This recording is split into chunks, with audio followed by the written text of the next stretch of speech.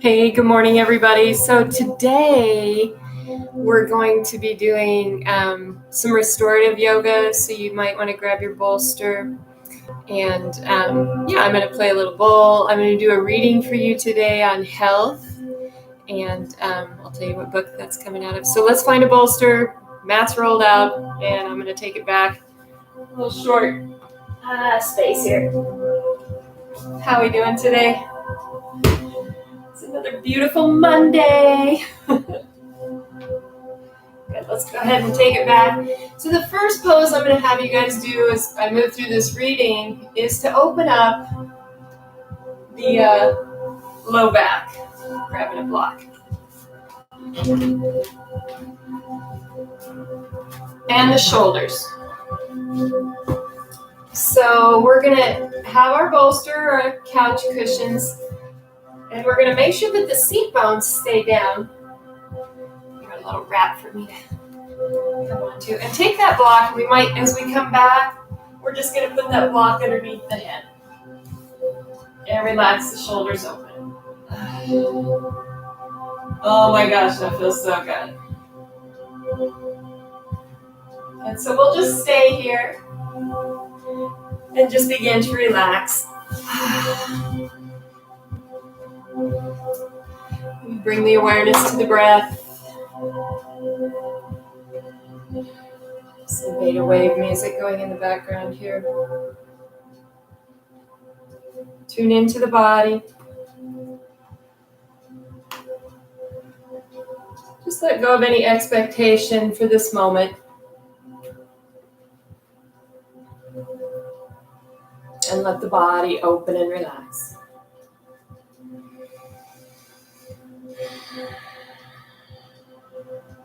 Letting the shoulders drop back. Breathing deep into the belly.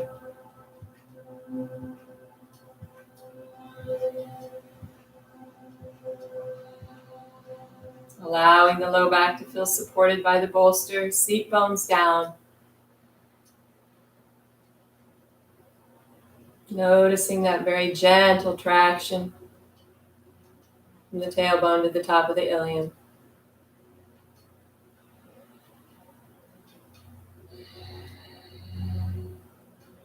Deep breath in all the way into the belly.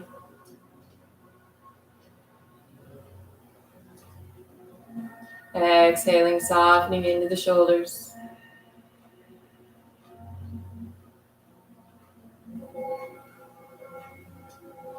Deep breath in. Relaxing the legs, letting the pinky toes drop open.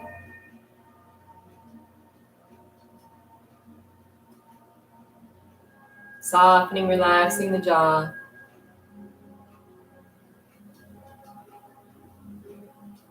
Releasing the tension in the space between the eyes.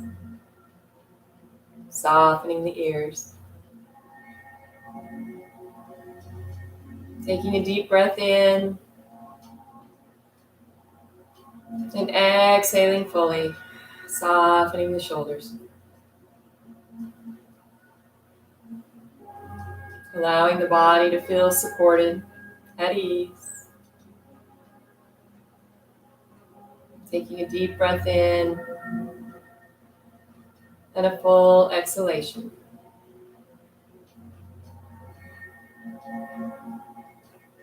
Bringing our awareness to our heart center with the shoulders now open. Just noticing that space. Breathing into that space.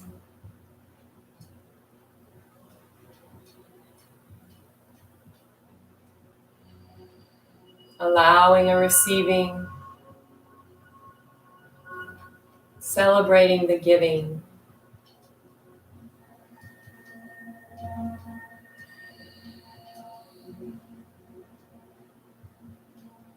Open your heart. Listen to heart. What does heart say? as we soften into this pose or position, this letting go, this opening, this becoming present.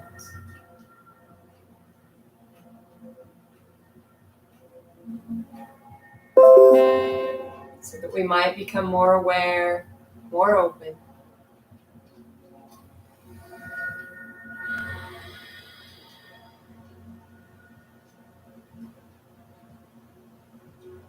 We begin to listen with our heart. So we're going to stay here in this position, just breathing, and I'm going to go ahead and begin the reading. And it's always, when I choose to read, it's like something always comes to me. And hopefully I know it's meant for all of us. So I hope you enjoy this. It's a systemic course in the ancient tantric techniques of yoga and kriya by Swami Satyananda Saraswati. This is what the book looks like. And where the envelope is in is where exactly I'm going to read, and that's exactly where the envelope was when I picked the book up. So this must be where I'm at in the book. Health. The most basic and important thing in life is good health. Without abundant health, it is impossible to aspire towards anything. Illness dulls the whole mind and body. Perceptions, enthusiasm, positivity, and so forth are all diminished. It is only with loss of health that a person understands the incapacitating effect of bad health and profoundly appreciates the meaning of good health. Health only becomes a problem when one does not have it. So if you are ill, then your first concern should be to attain perfect health. If you already have good health, then take care to maintain this exalted state of being, which all the wealth in the world cannot buy. To meet the challenges of your life, good health is essential. Health survey. Let's all take this. Again, just allowing your shoulders to open. We're still down in that position. I'm just going to read to you. Try to relax into the place. Continue to focus on the breath. Opening, receiving, giving. Opening, receiving, giving. Opening, receiving, giving. Okay. Health survey. In a very revealing article entitled International Comparison of Medical Care in the Scientific American Volume 233, number 2, dated August 1975, written by Professor Kerr L. White, there are details of a health survey carried out in the USA, Canada, UK, Switzerland, Yugoslavia, Finland, Poland, and Argentina. Approximately 48,000 people were questioned, representing a cross-section of 15 million people in specific areas of the named countries. For the purposes of the survey, signs of bad health were as follows. This very first one is very interesting to me. Maybe it will be to you as well. The inability to fully carry out one's social duties. The inability to fully carry out one's social duties. This is one of the signs of bad health. The inability to fully carry out one's social duties. Detectable known illness, a sign of bad health. Physiological symptoms of illness such as phlegm, cough, chest pain, shortness of breath, stiffness, anxiety, and swelling of joints. All signs of bad health. Dental morbidity. Are your teeth dying? It's a sign of bad health. Perceptual visual morbidity. A healthy person was defined as one who did not show any of these signs. A functionally healthy person was defined as a person who, though able to work and not confined to bed, reported some slight chronic but not disabling ailment, and who manifested one or more of the above signs to a slight degree. In the survey, people were questioned about their state of health. Those questioned did not include people in hospitals or any form of health institution. A summary of some of the results is as follows. Healthy people, 14.3% average. Functionally healthy, 24.4%. Unhealthy, 61.3%. It was also found that between 7.7 and 30.4% of people were chronically disabled, physically impaired, handicapped, or with long-standing bad health resulting in some disability. We have summarized only a small part of the article. If you want to see more relevant statistics, then we suggest that you read the report for yourself.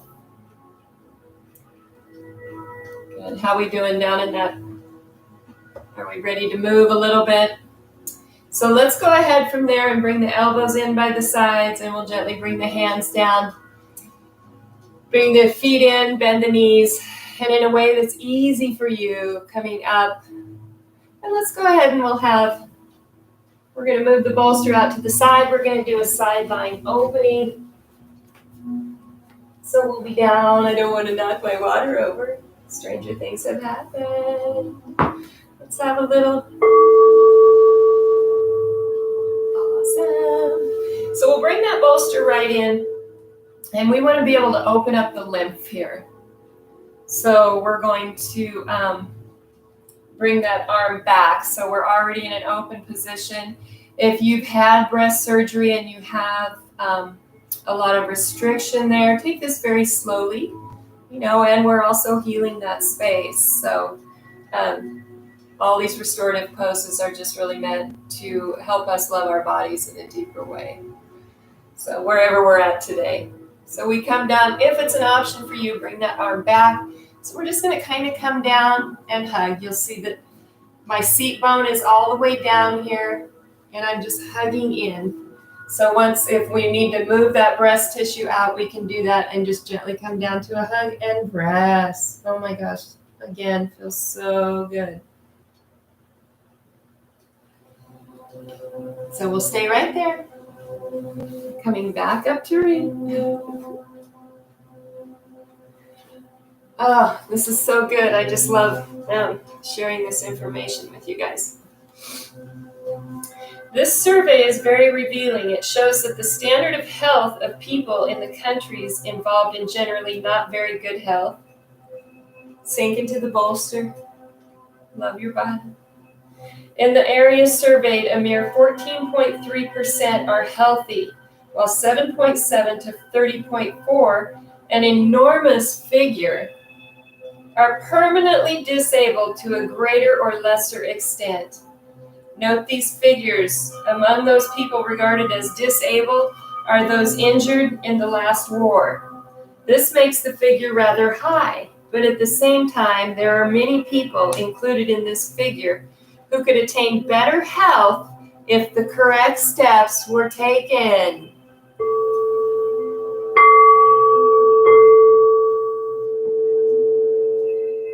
Similar figures would probably be obtained in surveys in other parts of the world. The health of the average person is not as it should be. We suggest that if you are one of the 85.7% who are unhealthy or functionally healthy, you should take immediate and sensible steps to become one of the 14.3% who boast of good health.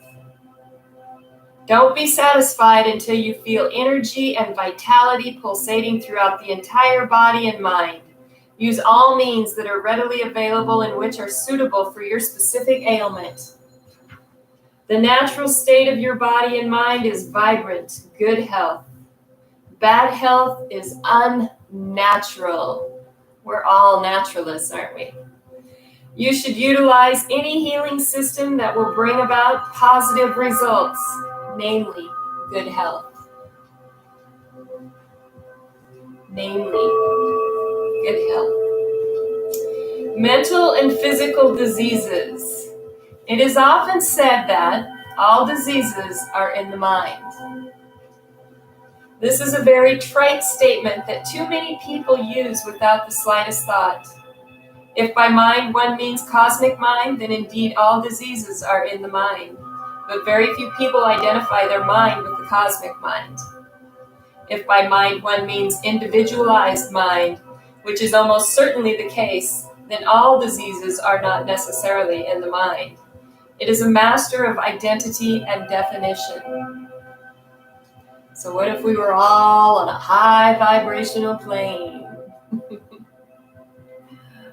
That's the goal, isn't it? Most of you will have heard of Bilharzia. If you have not, then we will explain it. It is a disease that plagues millions of people in the world, especially in places such as the Nile Delta in Egypt. It occurs in places where people excrete and urinate in the same water that they drink. It is caused by a flatworm parasite that invades the blood and bladder of the unfortunate victim. It debilitates the whole body so that there is no energy. This is why it is possible to see countless people in the affected areas walking around looking half dead. There is nothing mental about this disease. It is entirely physical. We could give many other examples of diseases that are physical in cause. These could include contagious diseases such as cholera, smallpox, and any ailment that arises through insufficient food or food that is harmful. All these, I should read that again, food that is harmful. All of these diseases require a direct approach through any healing system that is available and that brings results. Many diseases, especially modern diseases, do have their main root in the mind. Besides all mental illnesses, these include such diseases as cancer, diabetes, indigestion, and so forth. It is these types of diseases that are particularly amenable to cure through yoga practices. In these cases also, any healing system should be adopted that will bring results. The mind and the body are really part of one unit, but for the sake of definition and explanation, we can say that certain diseases are mainly mental in cause, while others are mainly physical.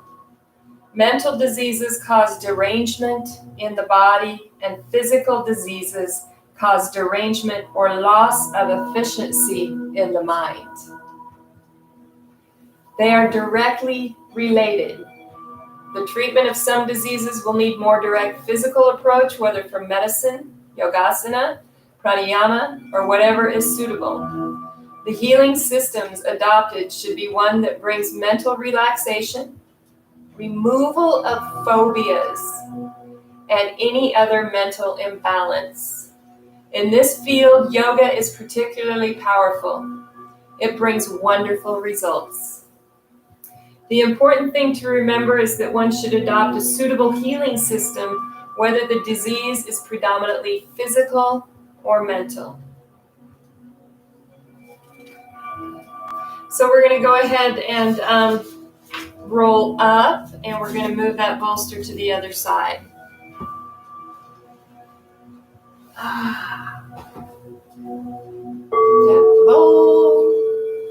Coming down, same thing applies. Maybe you have a blanket on today too. Arm goes back and we'll hug in. We're just softening into that pose. You might take the leg back. Maybe you played with that last time.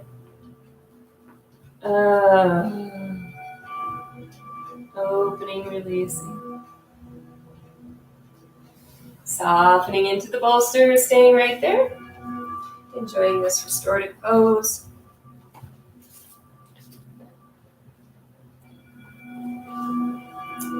Different healing systems. Yay, this is the fun part.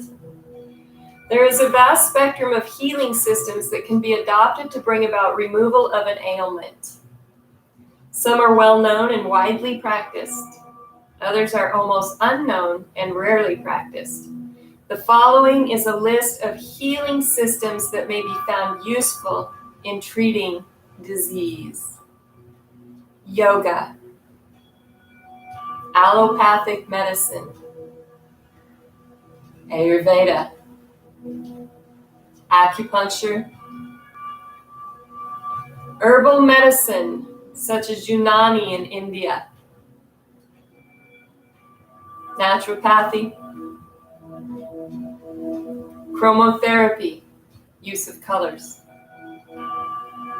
gem therapy, there's some energy, massage, imagine that, chiropractic or osteopathy, manipulation of joints and bones, music or sound therapy, including use of mantras, Om Mani Padme Om,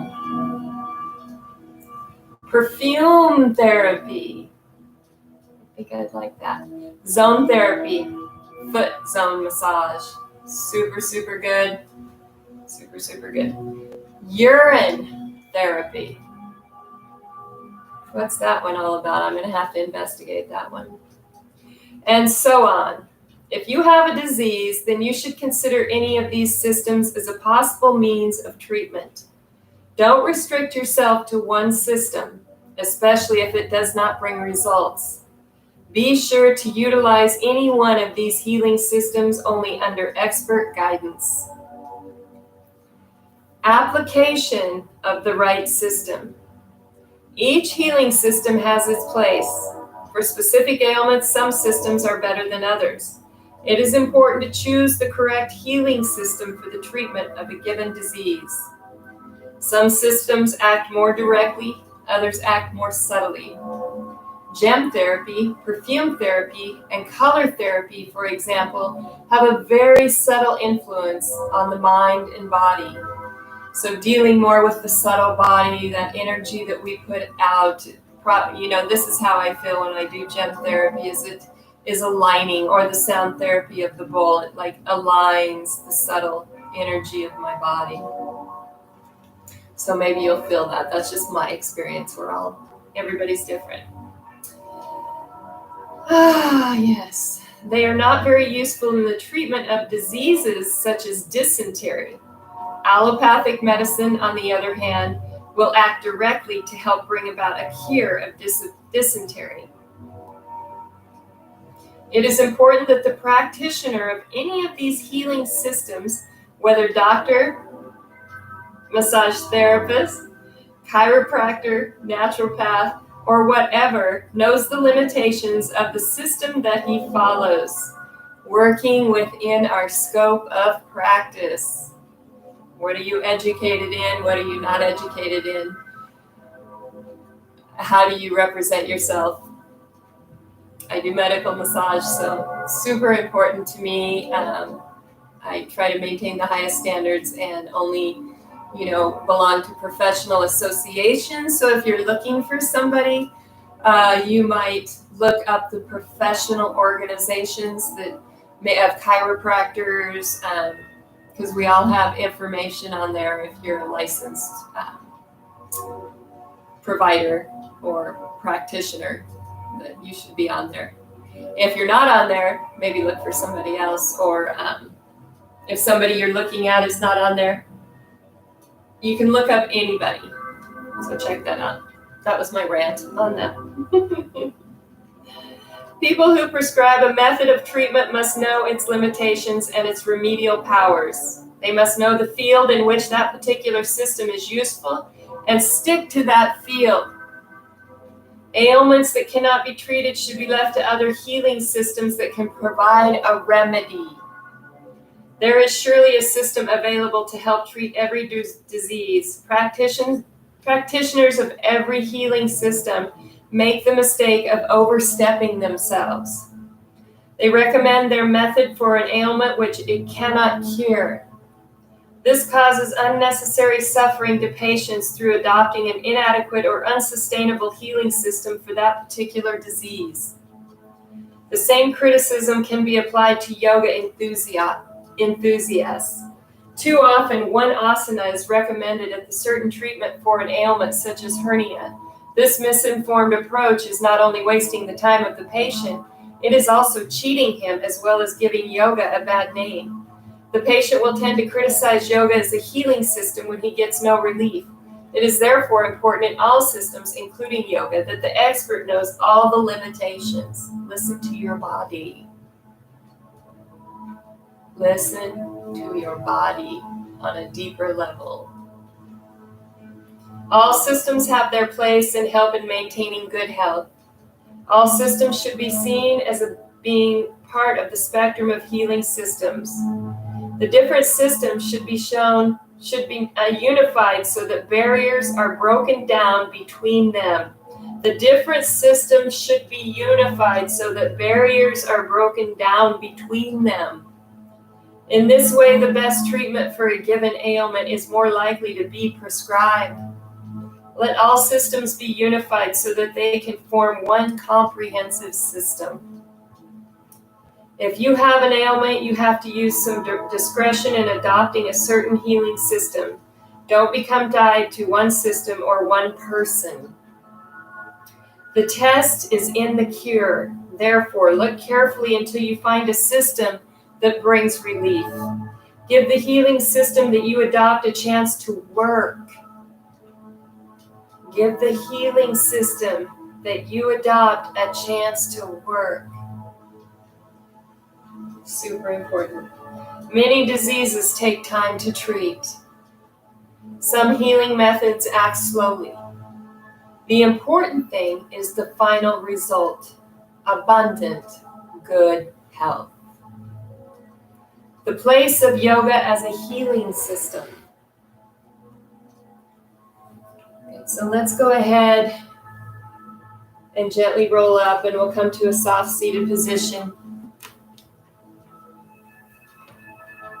in a place that's comfortable for you. And you might want to take that bolster and sit on the bolster with the knees down. The place of yoga as a healing system, lifting up and out of the seat bones, drawing the chin towards the throat, lengthening the crown towards the sky, allowing the belly to be heavy. Softening the arms, allowing the hands to drop over. The place of yoga as a healing system. Deep breath in. Fully exhaling, let it go. Soften the belly. Inhale.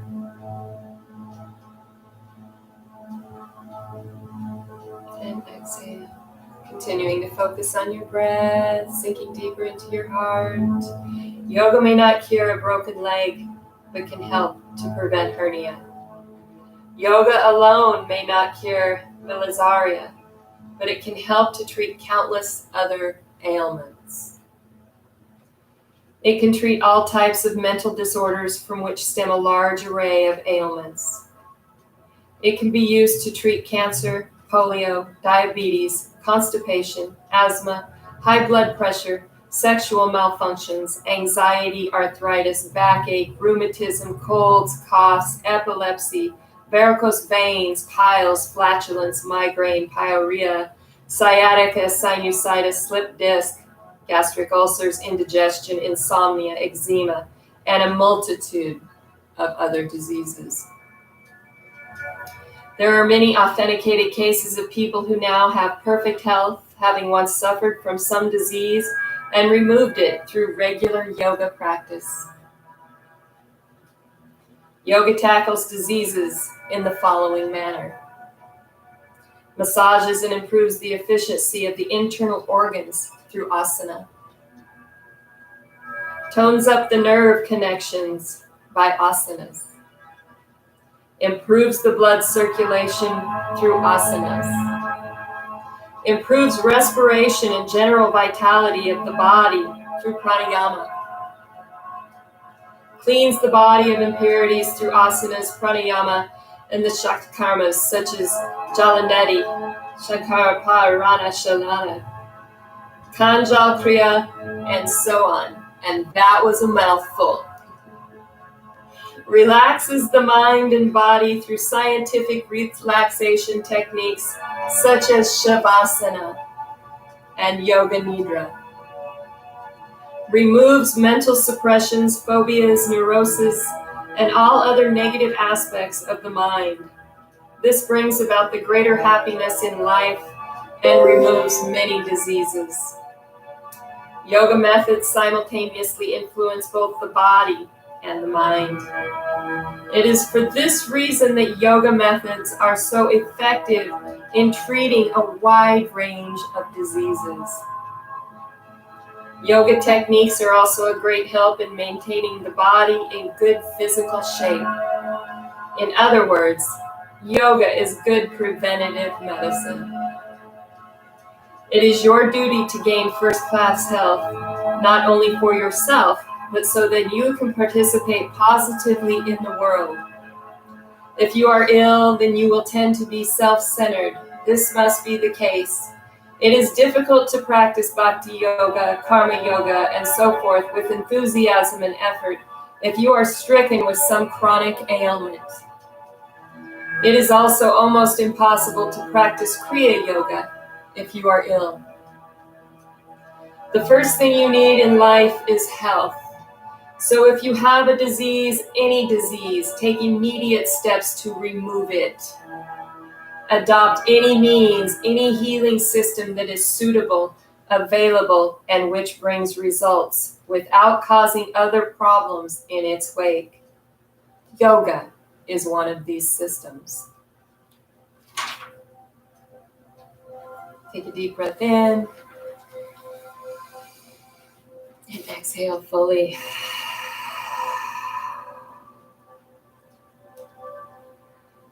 So if you choose, you can take it all the way down to Shavasana, relaxation. I'm going to share.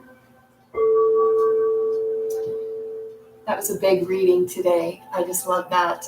Thank you for listening. Go back and re-listen to that. I think it's important maybe to listen to that twice. And just for today, I'm going to do a yogic path card for our highest and greatest good today. Maybe what we need to focus on in order to maybe move us down that road to good health. It's the light, love, and abundance for this day.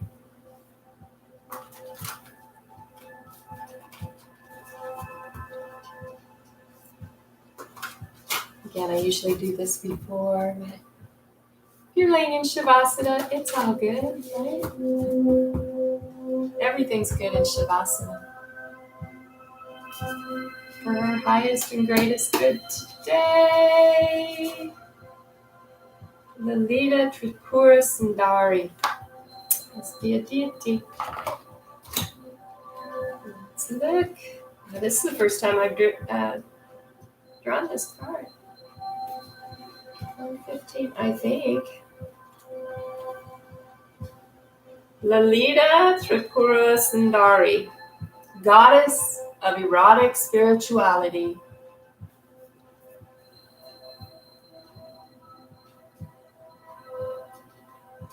Maybe the road to good health is through erotic spirituality. I better ring the bowl for that one. Move towards that which makes you feel sensual, awake, and alive. Don't you just love how all these things just meld together? The message just comes right out there, doesn't it? Move toward that which makes you feel sensual, awake, and alive. In our society, we've been taught to repress our divine feminine nature in order to be taken seriously. However, by doing so, we are only operating as half of a whole. Lalita has come to remind you of your inner tantrika energy, that which oozes with erotic Shakti life force. You know, those times when you just feel like you're alive and you're in it. You're doing something that hasn't been done before. It's time to merge your spiritual self with your sexual self, as the two are intrinsically related. Enjoy all things with sensuality, food, conversation, self-care, movement. Follow what feels good, not what makes sense, to a patriarchal system. Follow what feels good, not what makes sense, to a patriarchal system. That speaks volumes to me. Bring in all aspects of yourself to the table and watch your life blossom. I love that card today. Watch your life blossom. Be who you are. Be strong. Stop repressing yourself. What you have to say is important. We're all part of the planet. We don't let anybody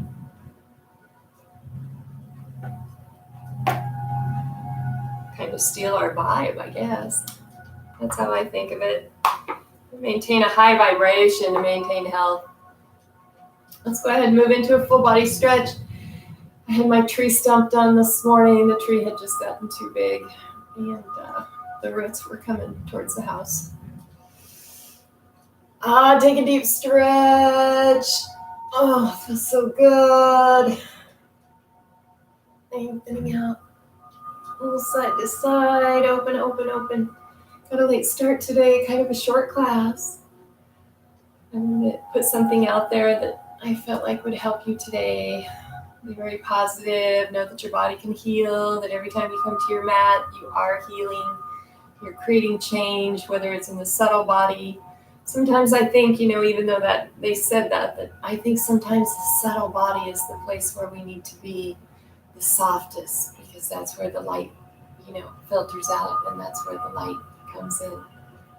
Well, right down through the center, basically, but it all works out. So today, if we just focus on the subtle body, or we begin to relax the whole body. Thanks for hanging out, you guys. Monday morning, bringing the bowl, doing some reading. Have a beautiful, beautiful day, and we'll see you back here on Wednesday for some asana. Namaste.